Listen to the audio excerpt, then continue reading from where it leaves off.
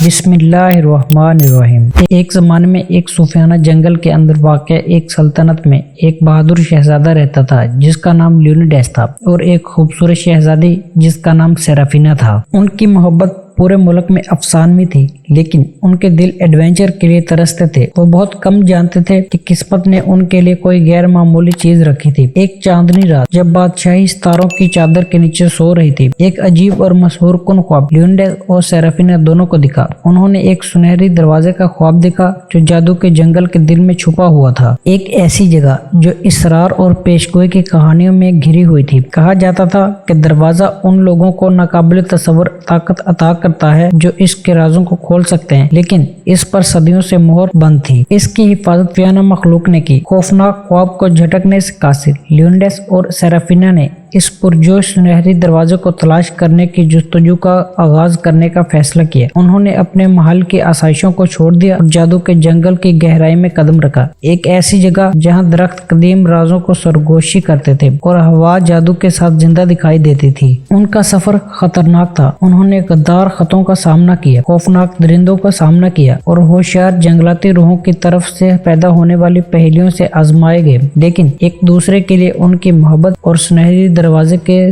پیچھے سچائی سے پردہ اٹھانے کے عزم نے ان کے عزم کو ہوا دی۔ جوں جوں وہ جنگل کی گہرائی میں جانے لگے، خواب مزید وشد اور اسرار ہوتا گیا۔ انہوں نے ایک درخت کے کھوکھلے میں چھپے ایک قدیم ٹوم سے ٹھوکر کھائی جو دروازے کے محلے وقوع کے بارے میں بتاتا تھا، جس کی حفاظت خوابوں کے پر اسرار سرپرست نے کی تھی۔ یہ کہا گیا تھا کہ گارڈین دروازے کا مقام صرف ان لوگوں کو بتائے گا جو اپنے خواہشات کی پہیلی کو حل کر سکتے ہیں۔ ان کا راستہ انہیں چاندنی کی روشنی میں نہائے ہوئے ایک گلین کی طرف لے گیا جہاں وہ خوابوں کے آسمانی سرپرست سے آمنے سامنے آئے، ایک روشن ہستی جس کی آنکھوں سے کائنات کے راز ہیں۔ گارڈین نے ان سے کہا کہ وہ اپنی گہری خواہشات کا اشتراک کریں جو ان کے دلوں میں روشن تھی۔ سیرافینا نے ایک ایسی دنیا کے لیے اپنی آرزو کے بارے میں بات کی جہاں محبت تمام رکاوٹوں کو دور کر سکے، جہاں اس کی بادشاہی کو لازوال امن کا علم ہو اور جہاں اس کے لوگ خوشیوں سے پروان چڑھیں۔ لیونیڈس نے اپنی آنکھوں سے آنسوؤں کے ساتھ سیرافینا کو ہمیشہ کے لیے تحفظ دینے اور اس کی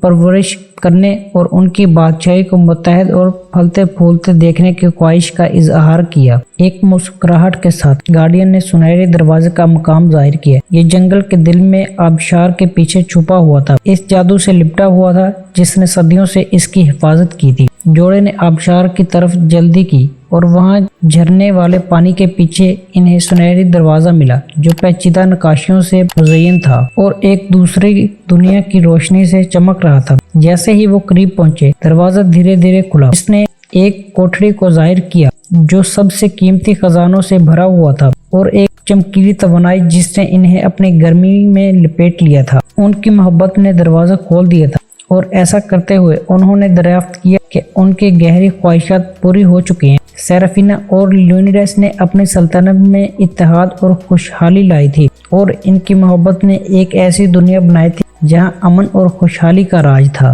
سنہری دروازہ ان کے پیچھے بند ہو گیا اور وہ اپنے ناقابل یقین سفر اور جادوئی سنہری دروازے کی یاد کو ہمیشہ کے لیے یاد کرتے ہوئے ہیرو کے طور پر اپنی بادشاہی میں واپس آ گئے جس نے ان کے خوابوں کو زندہ کیا تھا۔ ویڈیو اچھی لگی ہو تو لائک، شیئر اور سبسکرائب کر دیں تاکہ نئی آنے والی ہر ویڈیو آپ تک پہنچ جائے۔ شکریہ۔